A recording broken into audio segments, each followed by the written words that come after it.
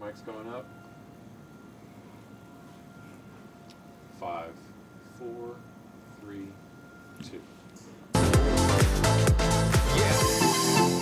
What up, my friends, and welcome back to another episode of Do You Like It or Not? I, of course, am your host, Chad Ricardo, in for producer Chris. We are going to welcome in Tony P to be my co-host in just a little bit, but more important than myself or Tony P is you guys, the viewer. We want for you all to join in on the conversation as well. We're putting the information up on the screen right now, whether you're commenting on YouTube with some live comments, on TikTok, check us out there as well, but the Zoom room is absolutely the place to be. We got a few people in there right now. You can scan this QR code, take a look at that meeting ID, and join our Zoom room because we want your takes on this conversation too.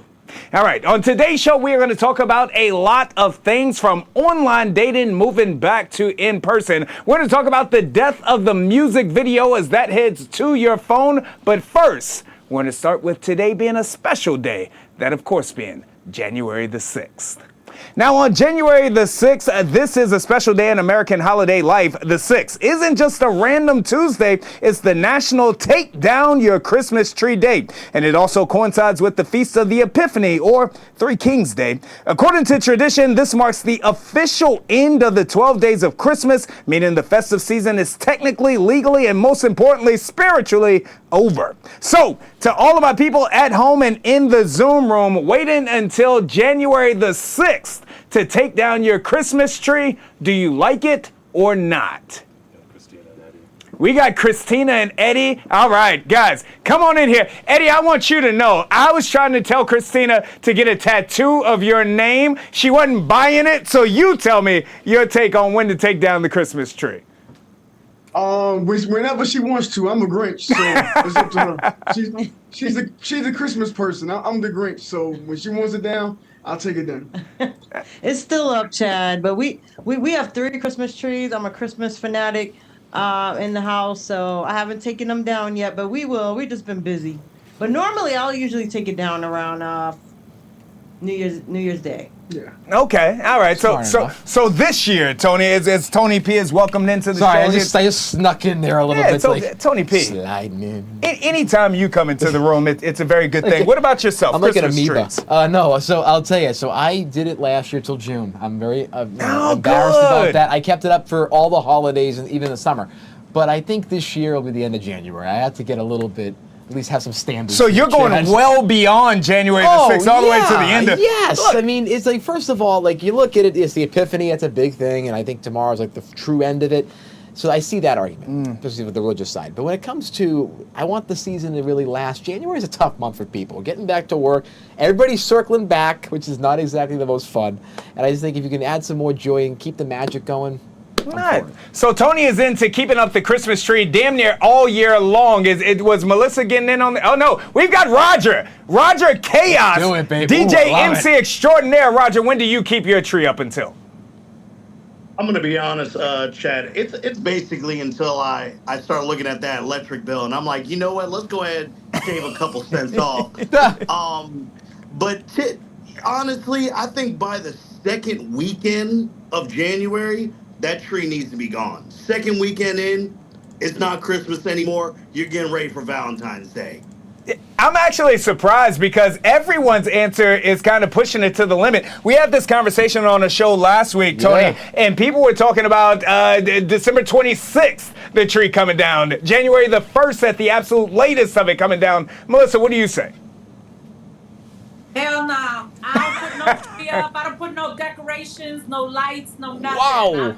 I'm a Grinch too. I don't spend money on that stuff. I spend money on food that I'm going to cook to take to somebody's house, but I don't do all that. That's reasonable. What about them Coronas, Melissa? You spend money on... I got one. I'm going to go get it. All right, you go get that while you do fresh. Weigh in on this. Oh, jeez. I'm in Florida, buddy. All my Christmas stuff is gone. Oh, Been gone. Yeah. No. You got Christmas Day. I think we waited till the 2nd, and then it was done. That's reasonable. Time to move on. We got other hot holidays to go with. Okay. Been down there in the warmth. They don't celebrate Christmas for too long. Ron, I believe you being warm. Right? Yeah, Ron, I believe you're in Prince George's County. Is your Christmas tree still up? Yes, it is. That Christmas tree won't be gone anytime soon. Nice. Unfortunately, it may make around a year. I'm not gonna lie to you. Wow, I thought I was bad.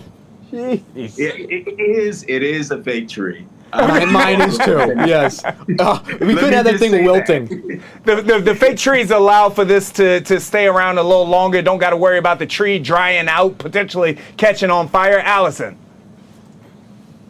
Yeah, I'd say just maybe the first or second week of January, depending on how my schedule is.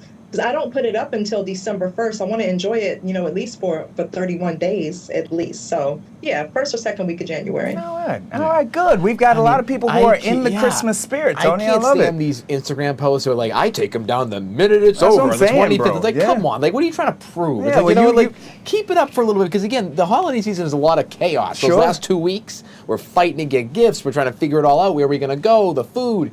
So you know what? You get to enjoy the magic without the pressure a little bit. All right. Well, so that's why you add a few weeks. I tell you what, Tony, speaking of enjoying the magic without the pressure, Yes. let's talk about drinking. Moving on boy. to our next topic. For those who may be prone to consuming a little bit too much alcohol, you can raise your hand or not. We've got the answer. Dry January, serving as a reset for many people after the holiday season. It also often involves the increased alcohol consumption during those celebrations. It encourages individuals to reflect on their relationship with alcohol and to consider the impact it has on their health and well-being. The initiative began in the UK and has gained popularity globally, with many people participating to kickstart healthier habits for the new year. Dry January, Tony, I'll start with you, but I know that you don't even drink, so you're not even the person to go for it. Well, I went from very minimal drinking for most of my life. I did a dry January last year, and I just stopped drinking for good. So you know what? It did some wonders for me, but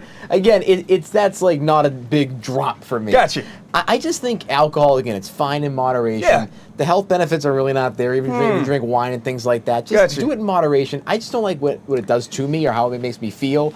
I also have like an addictive personality, so I kind of know my own limits. Tony, what I'm hearing from you is that you're a quitter, and here on Prime Time, we don't like quitters. So, Melissa, get in here and tell us about you and Dry January.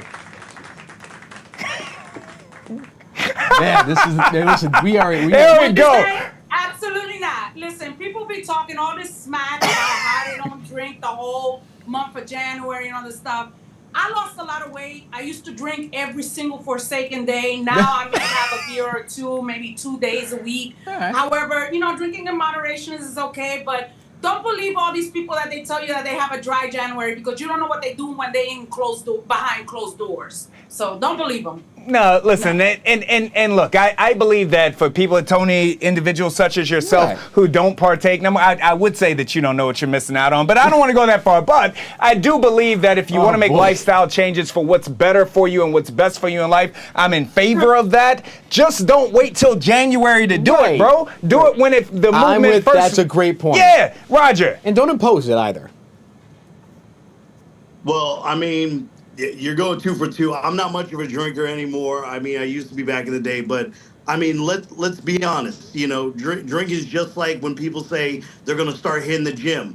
You're going to be good for the first couple weeks, then we'll see you in February. Let's just be real. When Valentine's Day come out and you're by yourself, that bottle's going to be looking a little good. You know what I'm saying? Look, no judgment. I'm just saying it's up to you. Dry January, dry February, dry year, dry first week, whatever floats your boat. No judgment whatsoever. And now bringing on a man who still clearly has his Christmas tree up, so he's in line with what the rest of us said. Pernell, dry January, you partaking? Dry January, I do not believe in, and it's for very good reasons. I'm an Aquarius, so my birthday is in January. You're taking the signs. I love it. Month. It's my birthday month. Happy birthday. I've got to participate. Hey, listen. If you can't have a drink on your birthday, then really, what's a birthday for? Eddie and Christina. Yeah, we say same, like whatever floats your boat. For us, we're not real heavy drinkers anyway, but I don't think we put a limit on, okay, in January I'm not going to drink. I think for us it's this, if there's a lot of events, we're going to it, we're having a good time. Hey. Oh, the mood strikes you, you're home, you just want to drink something, Yeah. That's right. So, yeah, we don't put a limit on it. Oh, listen, I certainly don't put a limit on it either, Tony. No, you don't have to. My limit is I have 1 glass of vodka each night. Just one. I only have 1 glass of vodka a night. That's my straight limit. up, or will we put anything in there? We put any chasers, anything like that? Put a splash of water Just in a splash it, Tony. of water, You know, no lemon, none of that? No little vodka orange juice? Nah, we Okay, just keep it. We keep it. Keeping it simple. We keep it a buck class, around right? That's here. class. I like that. It's prime time.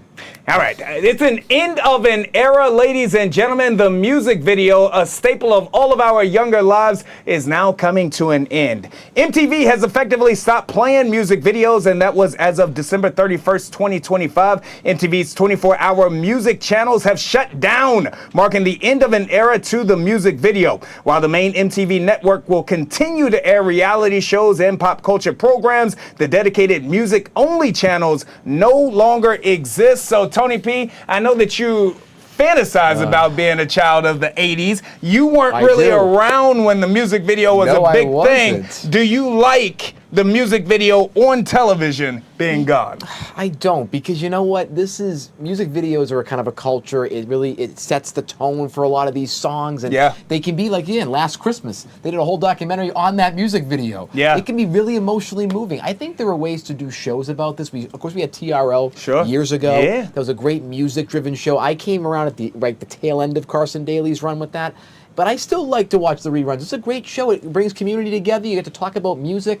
I think they're making a mistake. You know why? Because we're coming back to an analog era potentially. Gen Z and millennials want to go back a little bit. That's not. I think Tony, we could that's see. not a real thing. We could see something that could be useful for MTV in that realm in the future. You're totally, we're not coming back to an analog. That means that you all want to go buy a TV so that you can set it in your house and tell people that every now and again. Allison, take this away, Alan. What do you have to say about the music video? Yeah, I just say my generation grew up on the music video, it actually brought music to life.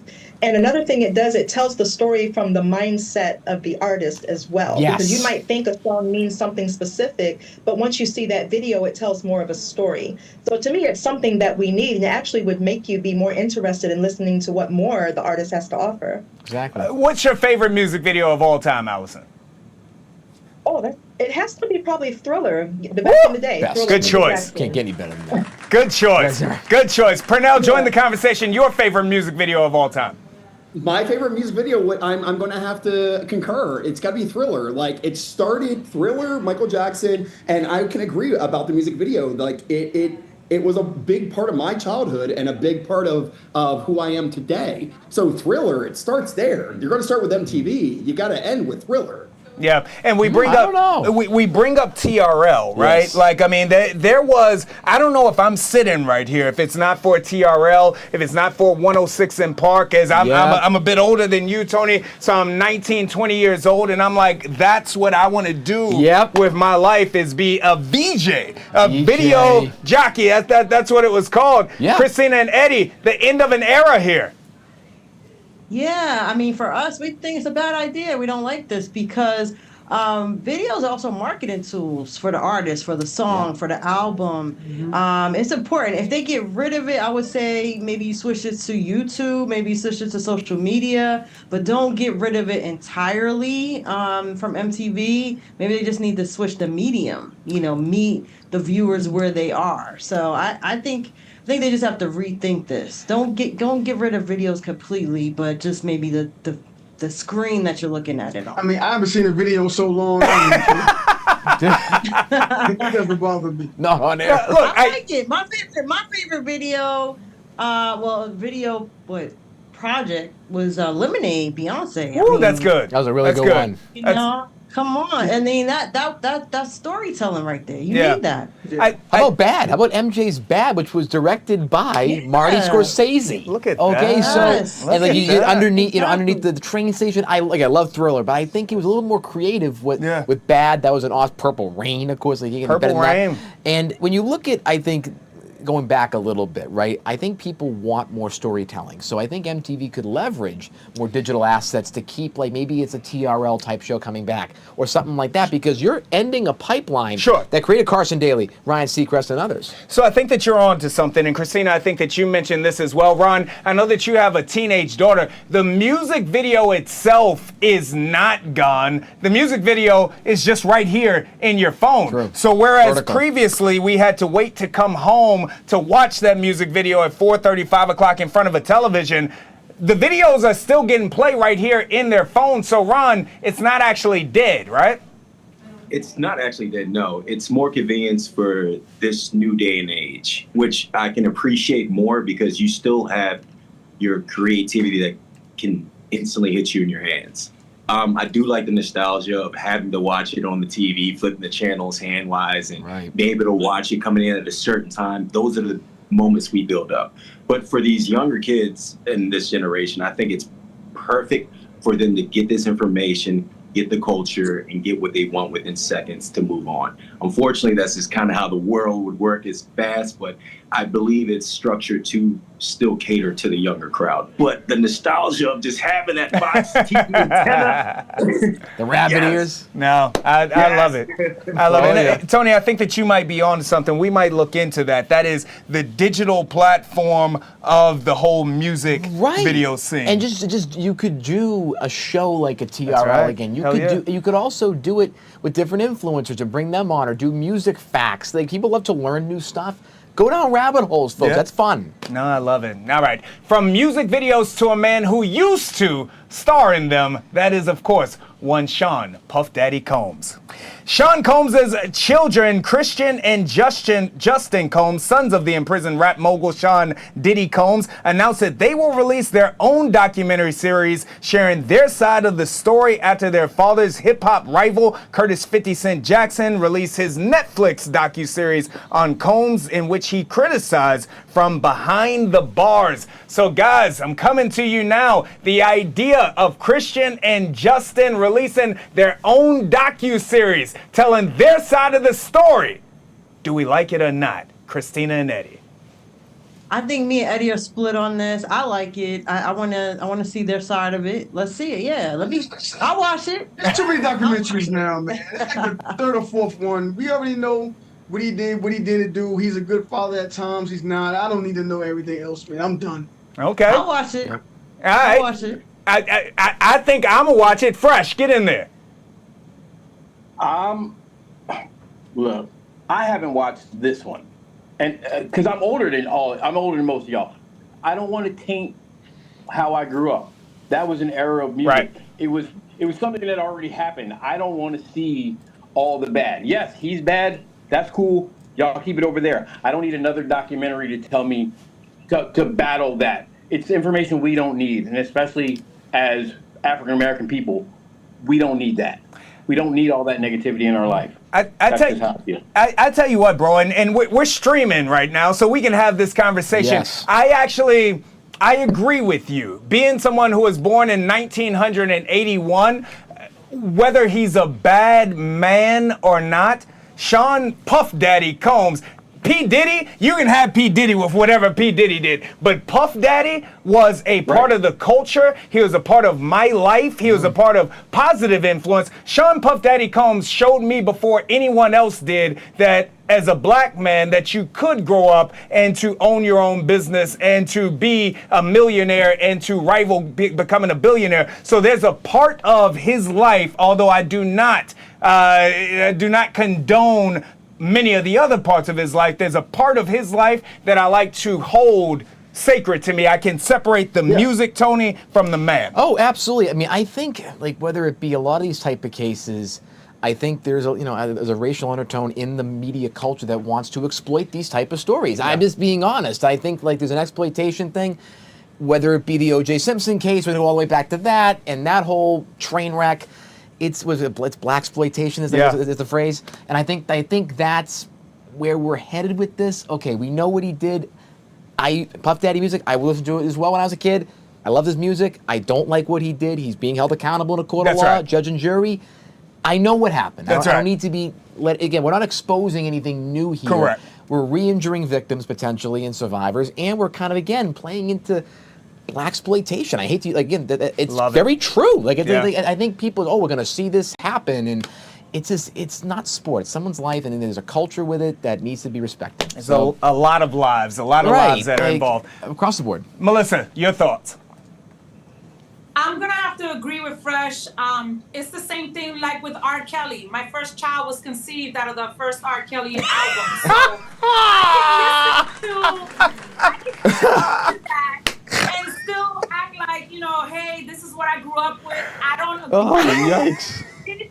However, don't bring it back. I think this just has to do with money. They need money. Their resource is locked up, so they need money. But there's too many documentaries out there. Leave it alone. He did what he did. He got tried for it. He got sentenced. Leave it alone. Let me stay with my memory and don't mess it up. This generation today, they want to do everything for money and mess it up for everybody else. I am such a big fan of yours, Melissa. Let me go on record and be able to say that. But moving on from Puff Daddy, and speaking of dating, most romantic courting has transitioned to the online spaces. We know that, whether we're talking about Tinder, whether we're talking about Tony P's Hinge, whether we're talking about Bumble.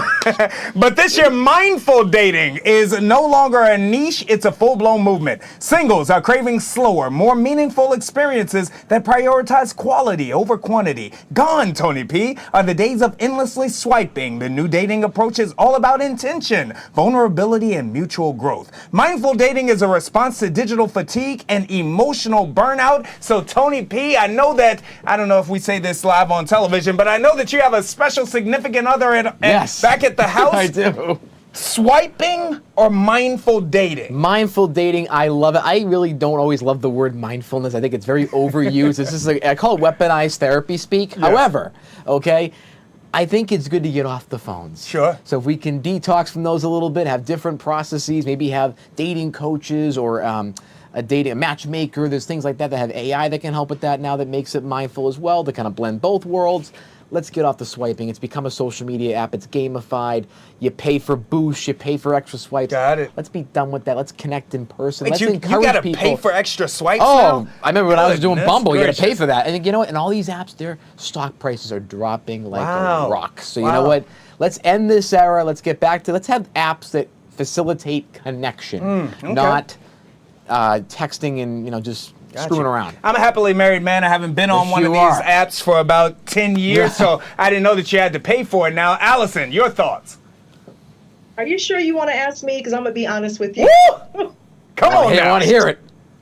I'm not mindful. I'm not swiping. I'm not talking, touching, nothing. No, I like to be free and safe and happy and peaceful. I am not intertwining my spirit with anybody but my Lord and Savior, Jesus Christ, right now. And that's how I stay at peace. That's where I am. I think that is absolutely beautiful. And so just because that was so beautiful, Allison, we like to give both sides of the story here on this show. So we're going to bring Pernell up here, who shares it all with just about whoever wants a piece of it. Pernell, your thoughts, mindful or swiping?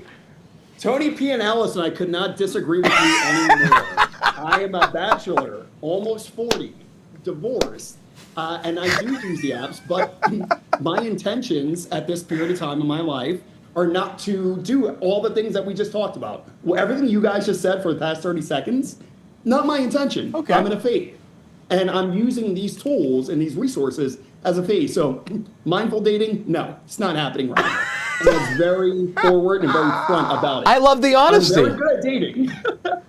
I like that honesty. I have no problem with that. Right. That's very well said. Yeah, Tony P. Pernell's living an entirely different life than you. Listen, I'll tell you, and if the phase changes, you have a lot to offer somebody, because that tree is incredible. So you know what? Take your time, my friend, because you know what? Again, it's he just got out of a divorce, so she wasn't aware of everything that he had to offer. Let's go on to two people who are still married here, Christina and Eddie. Now you all aren't swiping, presumably aren't swiping one way or the other. Your thoughts?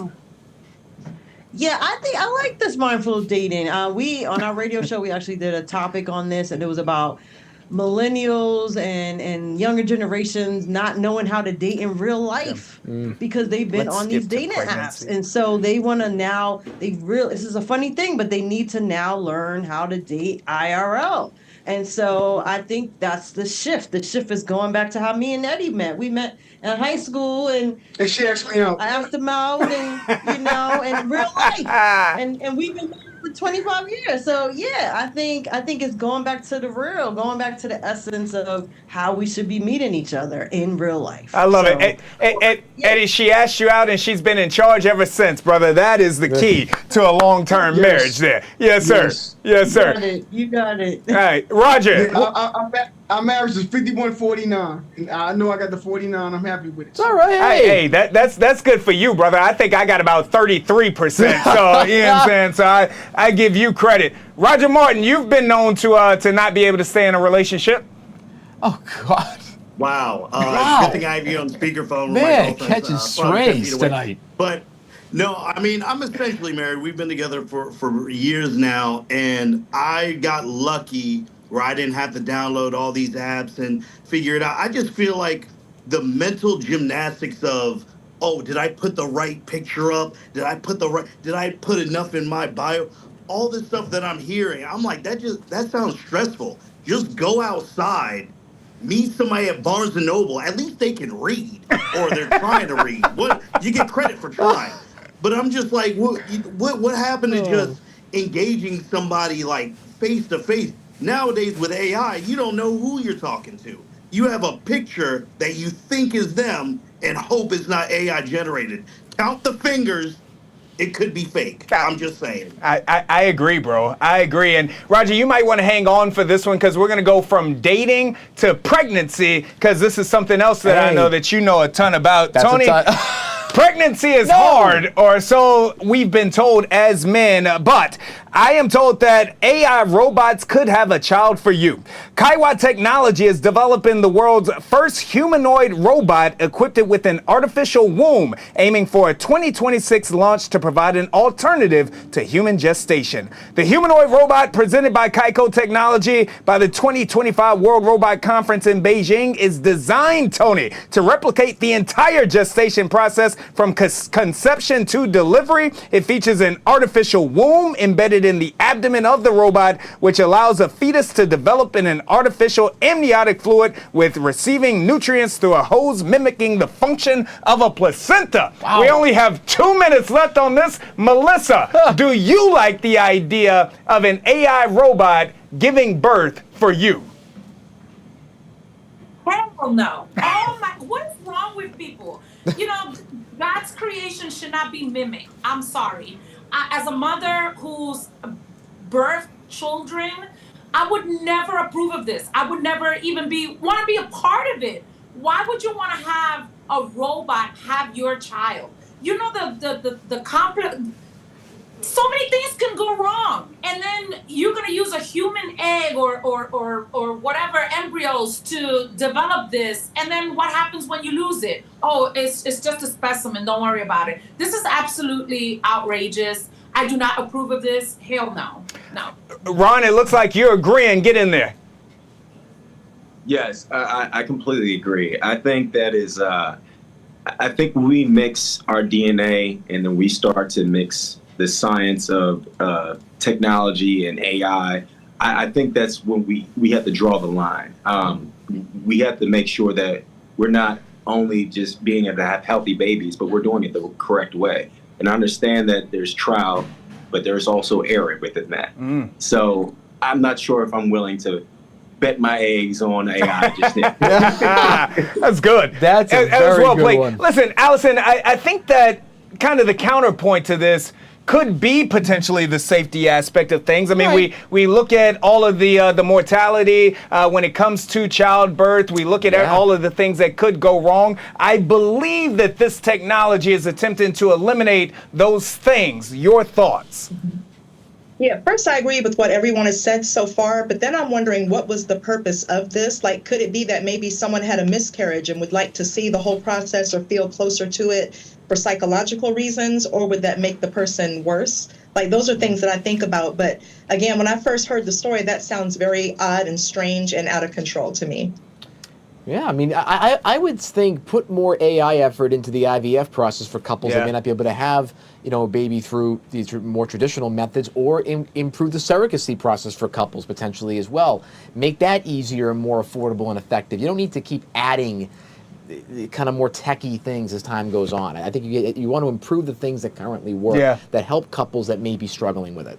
No, I agree, and I love the idea of this. Anything that can make pregnancy a little bit safer, a little more easier on moms. We love those things, but this is a little bit far for me. A little bit. Tony, I want to thank you for co-hosting today. Put it right there. Baby. Thanking everybody in the Zoom room. That's going to do it for us tonight on Do You Like It or Not? Prime time. Bye, guys.